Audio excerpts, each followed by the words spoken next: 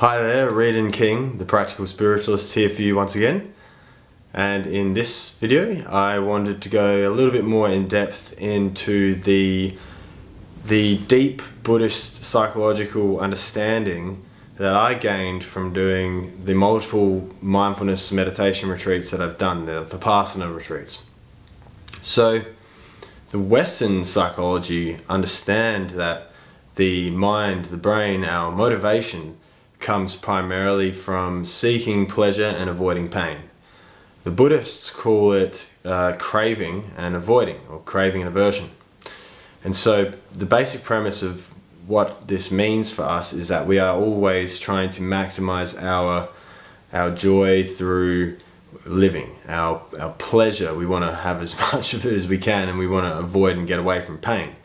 And on the deeper level, on the psychological level, our body literally, emotionally, mentally, physically, it pulls us towards that desire for pleasure and or craving. We crave on the deeper layers of the mind and the being, and we also avoid and run from and get scared of and fearful of things that we don't like the idea of, things that we don't want in our life, things that we don't want to feel.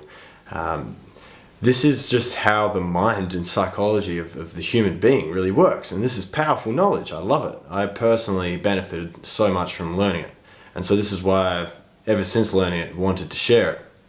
When you're doing the Vipassana retreats, you are observing on the deep levels your mind, your feelings, your body, the whole package. You're observing it as it desires for things, as it wants things, as it craves after and clings onto the things that it is so used to enjoying. So having to sit there and just observe all these various different desires, cravings and clingings arise, and then to just let them go or just notice that they're there but not indulge them, that's part of the practice of getting that control back within your life, not just your body and your mind, but your whole life. At the same time, you're noticing all the different painful things that arise, the painful physical sensations, the painful emotional and mental experiences that arise and continue to bother you and come into your life. But on the deeper level, you're just sitting there and you're just observing and learning about how your mind oscillates between these cravings and these fears or aversions.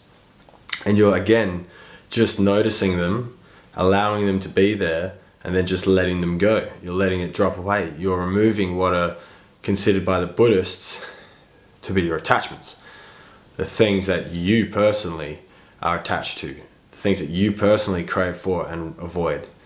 And by sitting through this process of the mind, of the being, and not indulging it, you're coming back into that center, that equilibrium, and you're learning how to overcome and be above and separate and distance yourself from your mental, emotional, physical habits and conditioning, or what they describe as or call karma.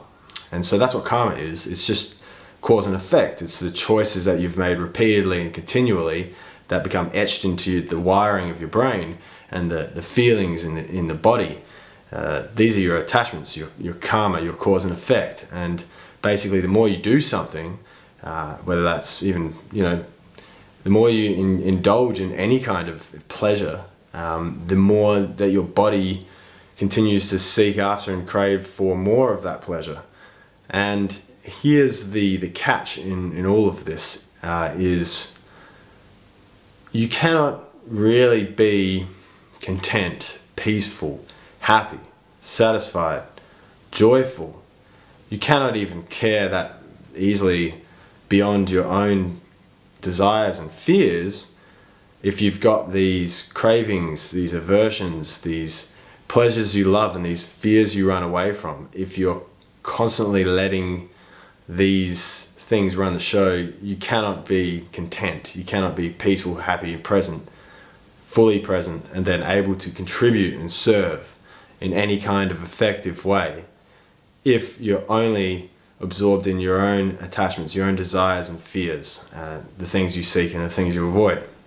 So that's why the process and practice of meditation, to me at least, is so important and useful and necessary for everybody to have at least this understanding psychologically of, you don't even have to practice it on the deepest levels formally for 10 days in order to begin this process in your own life, in order to relieve yourself of the attachments that sort of keep your mind constantly on and active and keeping you in that state of discontent and lack of, and keeping you in a state of lack. As long as you want something you don't have, you're not happy. You're seeking for more, and you cannot really experience the peace and the joy that is contained in each and every moment, the potential peace that you could experience. As long as you're afraid of things and running from and avoiding things that you are scared of, that you don't like, that you don't want, you cannot be content. It's the same situation. So we need to get control over these psychological, mental, emotional, even physical processes of the mind and body in order to really experience happiness, peace and joy. And so that's the quick version, and that's all I'm going to be able to cover in this quick video, but I will check in with you soon. If you have questions, please ask, because I would love to engage, and that applies to any of the videos. So I'll speak to you guys again soon. Thank you very much, and over and out.